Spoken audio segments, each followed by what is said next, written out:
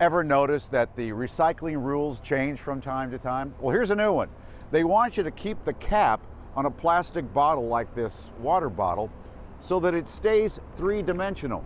Photographer Pete Santo has the story from Burlington County. In Burlington County, New Jersey, recycling has become a way of life, just like in most parts of our region. The county collects from all 40 municipalities and covers over 800 square miles, which is the largest in the state. Starting in 1982, the regional recycling program has been operated by the Occupational Training Center in West Hampton. The OTC is a private, nonprofit agency that trains and employs individuals with disabilities.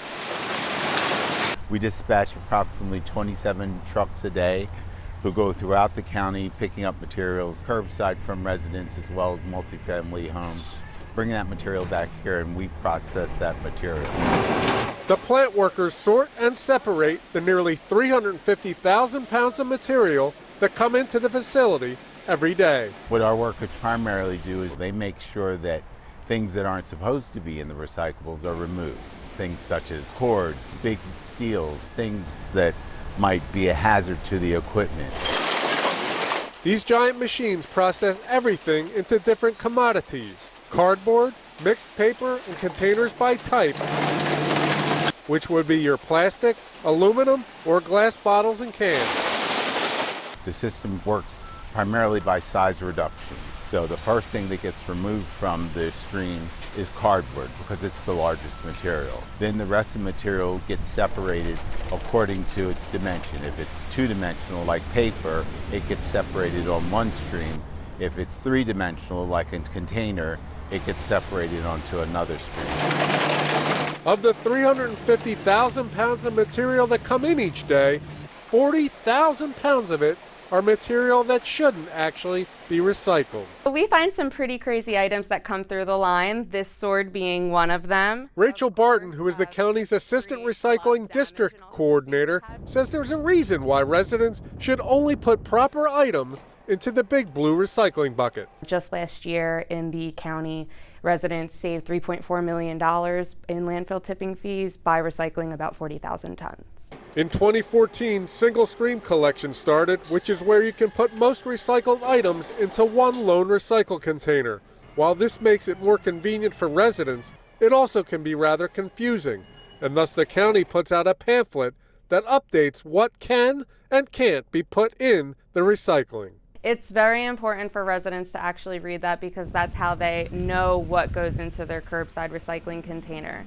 Not only does it contain the do's, what to recycle, but it also contains the don'ts. The list of don'ts is quite extensive, but here is a list of just some of the items that should not be recycled. The OTC wants residents to call them on the recycle hotline if they are unsure of an item, and they also have a free app that can be downloaded called Recycle Coach. We just want the basic things to be recycled.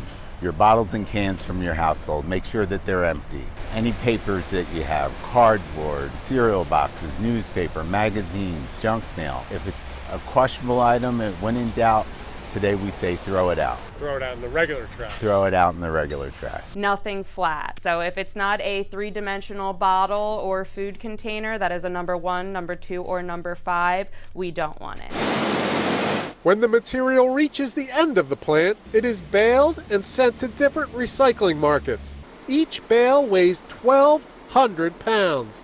They collect 130 bales of paper and cardboard and 40 bales of plastic bottles and cans a day, which equates to 48,000 tons of product a year.